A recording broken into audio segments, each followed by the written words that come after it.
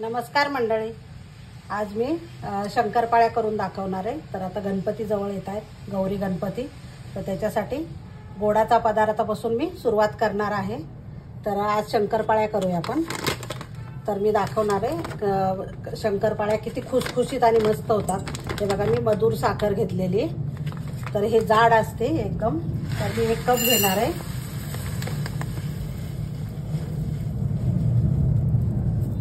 Company साखर घेते, तर त्याच्यासाठी 1 कप पाणी घेणार आहे मी।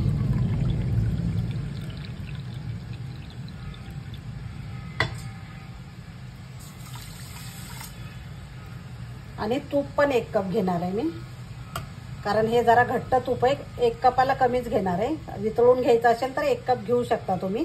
हे बघा, हे घरचं तूप आहे, तर मी जरासं कमी घेणार आहे, कारण हे वितळून घेतलं तर जास्त भरणार, म्हणून मी कमी घेते।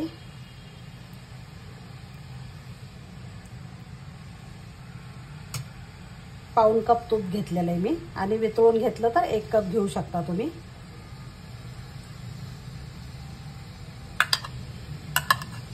आणि हे फक्त गरम करून घ्यायचं आहे आपल्याला।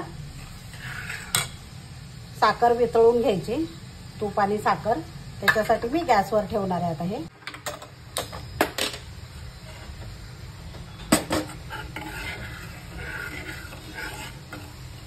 त्याचा पाक वगैरे करायचा नाहीये, फक्त वितळून घ्यायचंय।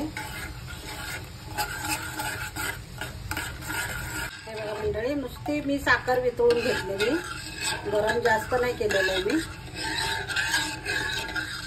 आता पीठ मळायला घ्यायचे। आता मी 1 कपडा टाकून घेतलाय खाली, आणि याच्यावर ताट ठेवलेले, कारण कणिक मळताना ना आपलं ते ताट हालत नाहीये, म्हणून मी ठेवलेलं आहे हे। तर आता मैदा घ्यायचा। मैदा पण मोजूनच घ्यायचा आहे।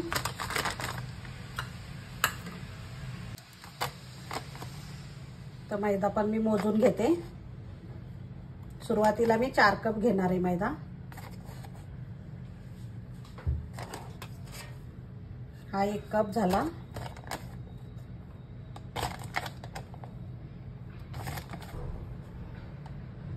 दुसरा कप, तिसरा कप, हा 4था कप आहे। तर आता हा चाळून घ्यायचा व्यवस्थित।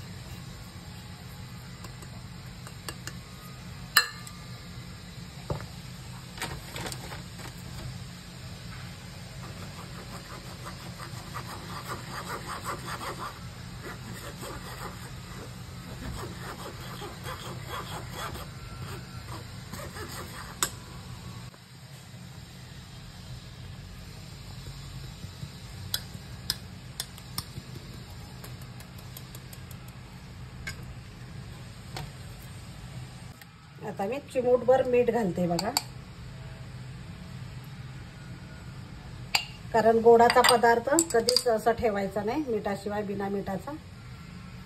हे 4 कप घेतलेलं आहे मी, लागलं तर आणखीन घेणार आहे 1 कप, 5 कप लागू शकतो, पण मी सुरुवातीला 4 कप घेतलेलं आहे। आता हे थोडं थोडं पाणी करून सगळं घ्यायचं, याच्यामध्ये मळून घ्यायचं थोडं थोडं करून। मी शेवटी सांगेन तुम्हाला प्रमाण किती लागले ते कप।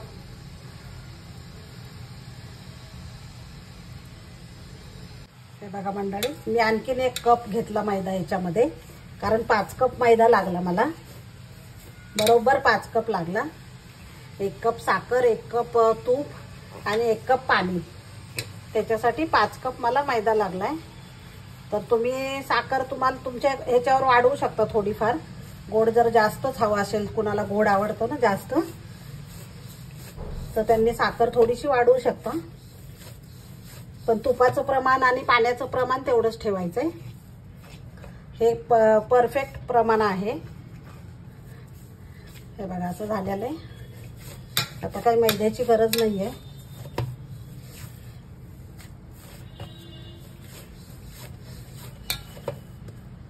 बघा मंडळी, छान मस्त मळून झालेलं आहे, एकदम परफेक्ट झालेलं आहे पीठ आपलं, खूप मस्त झाले। तर 5च कप लागते पाण्या म्हणजे मैदा आपल्याला। खूप छान झाले. आता चिटकत पण नाही आहे बघा. जरा पण मी नंतर वरून घेतलं नाही आहे मैदा किंवा पाणी, काहीच नाही आहे. हे बरोबर प्रमाण आहे. तर आता लाटायला घ्यायचे. जास्त काय भिजत ठेवायची गरज नाही आहे. आता कढई ठेवली, त्याच्यामध्ये तेल टाकून घेते.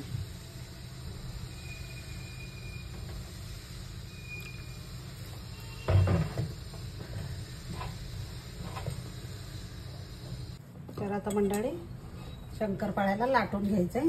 जास्त याला मळत बसायचं नाहीये. हे फक्त असं असं करून घ्यायचं व्यवस्थित खाली.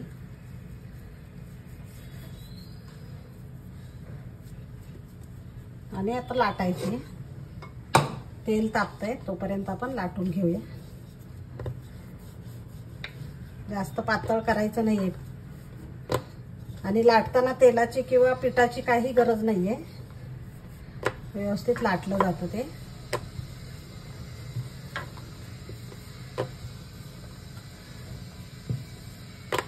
हे बघा मंडळी, अशी एवढी मी जाड ठेवलेली. जास्त मी बारीक नाही लाटली.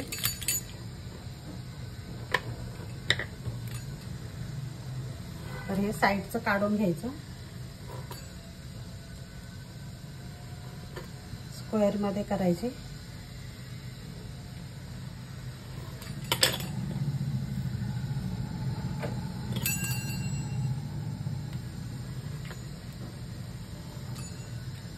तुम्ही शंकरपाळीचा आकार देऊ शकता किंवा मग स्क्वेअर ठेवा.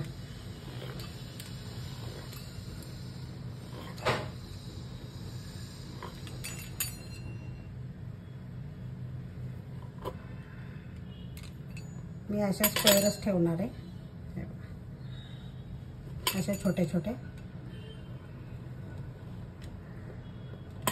आणि हे चिटकले तरी ना तेलामध्ये सुटून जातात. त्याच्यामुळे मी अशा सगळ्या कापून घेते.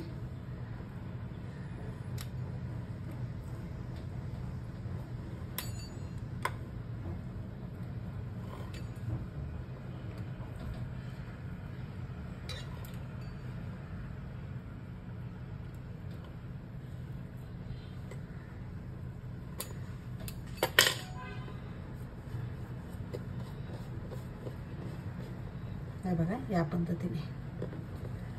टाकलंय का बघूया आपण. एक टाकून बघूया. तर जास्त पण खूप तेल हे करायचं नाहीये, तापवायचं नाहीये. आता तेल तापल्याने टाकून घेऊया आपण शंकरपाळी.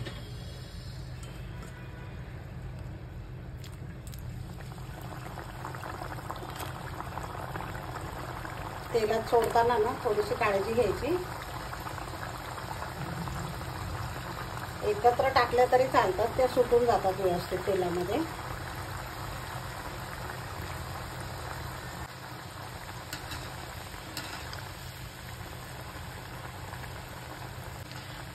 अलगद अलगद हे करायचंय.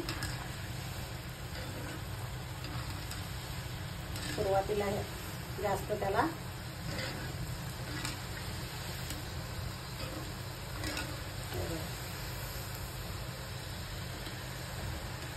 तर बारीक गॅसवरच भाजायच्या. मस्त तळून घ्यायच्या. म्हणजे आतपर्यंत खरपूस भाजतात मस्त. आणि कलर पण छान येतो.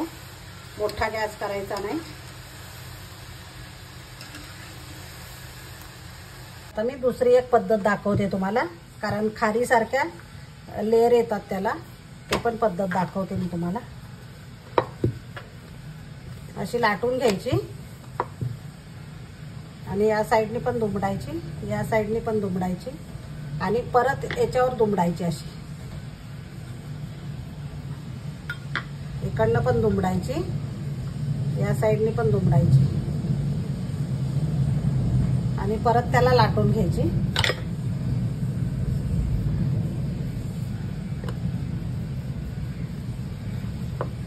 मस्त लाटून घ्यायची.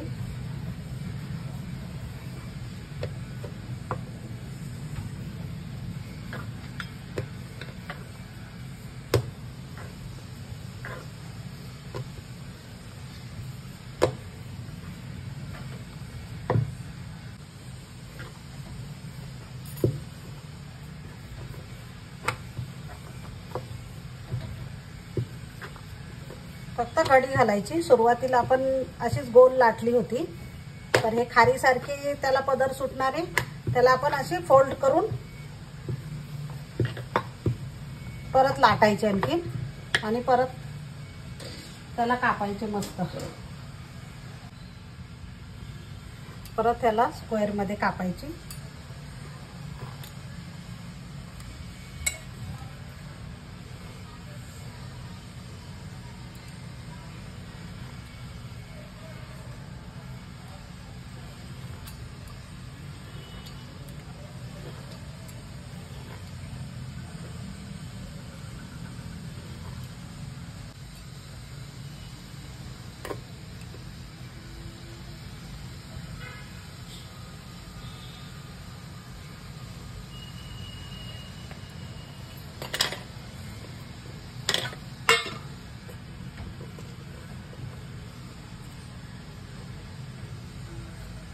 आता ह्याला तळायला घ्यायची.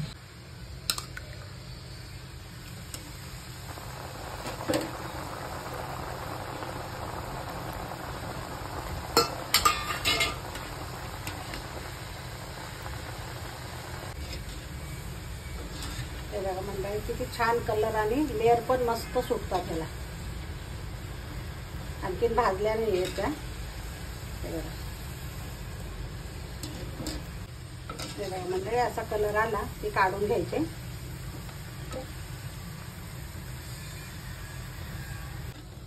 हे बघा मंडळी कसे मस्त खारीसारखे पदर सुटलेले आहेत बघा. लेअर मस्त आलेले आहेत. तर ह्या कलरवरच आपल्याला ठेवायचे. जास्त पुढे डार्क कलर करायचा नाही. आता काढून घ्यायची. या पद्धतीनेच मी सगळे करून घेते. हे बघा मंडळी किती छान झालेले आहेत शंकरपाळ्या. मस्त एकदम खुसखुशीत आणि असे लेअर सुटलेले आहेत बघा. हे बघा खारीसारखे एकदम खुसखुशीत झालेले आहेत. हे बघा तोडून पण दाखवते. तर आता डब्यात भरून घेऊया आपण. 2 महिने 3 महिने पण शंकरपाळ्या मस्त राहतात. कारण दूध घातलेलं नाही आपण. दूध घातलं ना तर जास्त दिवस टिकत नाहीत शंकरपाळ्या. त्या पण छान होतात पण टिकत नाहीत जास्त दिवस.